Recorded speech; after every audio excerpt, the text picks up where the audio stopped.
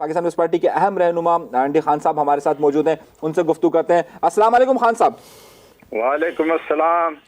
खान साहब, क्या सूरत हाल नजर आ रही है और इस वक्त जो पोलिंग का अमल है एमक्यूएम ने बाइकआउट किया, यानी कि आपकी हलीफ जमात, आपकी इत्तेहादी जमात ने बाइकआउट किया है, लेकिन आप इलेक्शन की तरफ जा रहे हैं, आपको क्या लग रहा है कितना टर्न आउट होगा इस वक्त?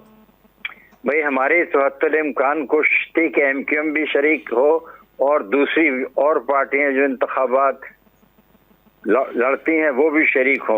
अच्छा ही होता कि एमक्यूएम शरीक होती, लेकिन अब उनके रिजर्वेशन थे, कुछ तजादात थे, जिसकी वजह से उन्होंने अपना फैसला यही किया कि वो बाइकआउट करते हैं। लेकिन मैं समझता हूँ जमहूरी निज़ाम के अंदर बाइकआउट कभी नहीं करना चाहिए। हमने भी एक बार बाइकआउट किया था और उसका रिग्रेट अभी तक हम कर रहे हैं। तो जहां तक बाइकआउट का प्रोसेस है, दैट इज एंटी डेमोक्रेसी। अच्छा, आपने भी बाइकआउट किया था, जाहिर है कल बिलावल भुट्टो जरदारी साहब ने भी कहा कि 1985 का हमने बाइकआउट किया था, वो नहीं करना चाहिए था। तो एमक्यूएम तो बाइकआउट कर रही है, एमक्यूएम ने सन 2001 में भी बाइकआउट किया था। तो आप उनको तो शिकायतें आपके साथ हैं कि आपने उनकी बातें नहीं मानी और आपने सारे प्रोसेस को लेट किया। तो हमारा लव अफेयर तो उनके साथ पुराना है, कोई नई बात नहीं है। आना जाना हमारे साथ रहा है उनका। हमारे साथ वजारतों में भी वो रहे, हमारे मुखालिफ भी रहे। मैंने खुद उनके साथ कई साल तक नेगोशिएशन किया, तो हमारा तो उनके साथ चलता, लेकिन वो हमारे पार्टनर हैं। मैं ये समझता हूँ कि एमक्यूएम और पीपुल्स पार्टी जो है वो दोनों एक दूसरे के साथ चलें तो डेमोक्रेसी को इससे प्रोग्रेस मिलेगा।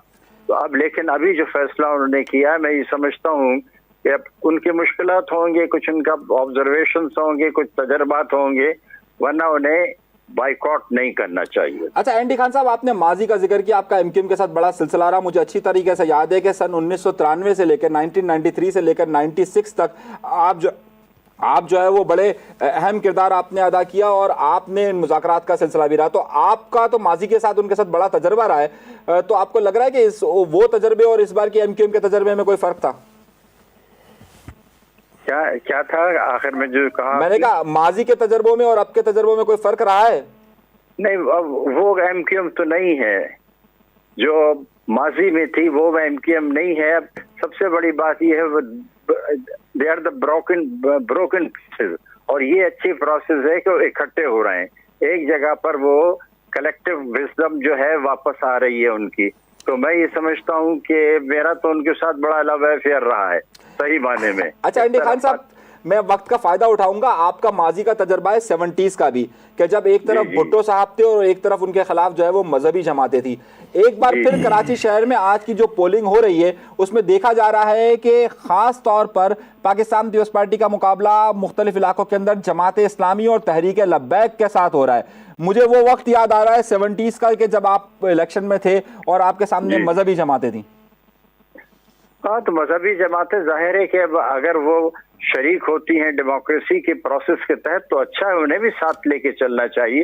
पाकिस्तान के बनाने में बड़ा रोल जो था मजहबी जमातों का भी तो था ना।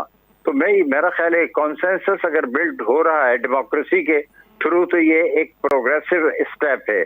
और मैं ये समझता हूँ लब्बैक भी है, ठीक है, वो भी शरीक हो हमारे साथ। और जब एमक्यूएम को मेरा ख्याल है फील्ड में रहना चाहिए। ठीक है, उनकी कुछ तजादात हैं, कुछ मुश्किलात हैं, लेकिन मैं ये समझता हूँ कि कलेक्टिव विजडम प्रिवेल करेगी और अब उनके मुख्तलिफ धड़े जो हैं इंटीग्रेट हो रहे हैं। That's a good process. और मैं ये समझता हूँ कि अल्ताफ के जाने के बाद अब ज्यादा प्रोग्रेसिव सेंस में वो आगे बढ़ सकते हैं, मोर डेमोक्रेटिक कंपैरेटिवली। अच्छा, 71 से लेकर अगर मैं 86 का दौरानिया और उसके बाद का दौराना देखूं तो कभी भी जो है वो इस शहर के अंदर पाकिस्तान पीपल्स पार्टी की जमात इस्लामी के साथ ताल्लुकात अच्छे नहीं रहे। लेकिन देखा यह जा रहा है एंडी खान साहब, क्योंकि आप 70s के भी और 80s के भी और 90s के भी गवाह हैं, तो क्या इस बार बहुत सारे लोग ये कह रहे हैं कि अगर हो सकता है कि मुमकिना तौर पर पाकिस्तान पीपल्स पार्टी जमात इस्लामी के साथ मिलकर मेयर लाए, तो क्या ये भी मुमकिनात में से इम्कानात हैं इस बात की? क्योंकि जमात इस्लामी की जो प्रोसेस है और ख़ास तौर पे मौजूदा जो लीडरशिप है उनका कराची के अंदर वो बहुत पॉजिटिव है, बहुत स्ट्रगलिंग है। और उनके साथ मेरा ख्याल है कि अगर पाकिस्तान पीपल्स पार्टी के दरमियान अंडरस्टैंडिंग डेवलप हो जाती है तो ये सूबे के लिए और कराची के लिए और हैदराबाद के लिए भी एक पॉजिटिव स्टेप होगा। तो तहरीक लब्बैक के साथ भी आप इत्तेहाद कर सकते हैं? जी, तहरीक लब्बैक के साथ भी आप इत्तेहाद कर सकते हैं? किसके साथ? तहरीक लब्बैक के साथ। तहरीक लब्बैक को तो अभी वक्त लगेगा, तहरीक लब्बैक को वक्त लगेगा। डेमोक्रेसी में रहना चाहिए। अच्छा, लेकिन प्रोसेस का हिस्सा अगर वो बने रहते हैं दो एक और इंतखाबात की प्रोसेस के दौरान, तो फिर देखा जा सकता है। ठीक है, लेकिन जमहूरी तर्ज अमल को इख्तियार करना चाहिए उन्हें भी और पार्टियों की तरह भी। हमारे पास कॉन्स्टिट्यूशन है, खुशकिस्मती से 1973 का कॉन्स्टिट्यूशन है, जिसमें तमाम इख्तलाफात के बावजूद भी इत्तफाक होता है, और जब उस कॉन्स्टिट्यूशन को नुकसान पहुंचता है तो सबका एक मुतालबा होता है कि 73 के दस्तूर को बहाल करो। तो मैं ये समझता हूँ कॉन्स्टिट्यूशन की जो प्रोसेस है उसे फॉलो करके लब्बैक पार्टी आगे बढ़ती है तो अच्छा है, डेमोक्रेसी के लिए भी वेलकम। अच्छा, मैं फिर उस सवाल की तरफ आता हूं कि ज़ाहिर है एनडी खान साहब आपका बड़ा वक्त रहा और आपकी और जमात इस्लामी की बड़ी मुखालफत रही। मुझे बहुत अच्छी तरह 70s का दौर भी याद है, 80s भी याद है, 90s का भी, और आप खुद उसके साथ मद्दे मुकाबिल रहे। अब आप किस तरीके से कह सकते हैं कि जमात इस्लामी के साथ आपका अलायंस, आप कह रहे हैं इम्कान है, तो क्या आप समझते हैं कि इस सारे प्रोसेस में जब आप जमात इस्लामी की तरफ जाते हैं और एक बड़ा इख्तलाफ रहा आपका आपस में, तो आप MQM को माइनस कर अब जमात की तरफ जाएंगे? नहीं, मैं ये समझता हूँ कि वो अगर बाइकआउट ना किया होता तो वो हमारे नेचुरल एलाइज बनते हैं MQM वाले, लेकिन अब चूंकि उन्होंने बाइकआउट कर दिया है तो वैक्यूम नहीं रहता है। ये एक साइंसी उसूल है और सियासत की प्रोसेस का है कि कभी वैक्यूम नहीं रहता है।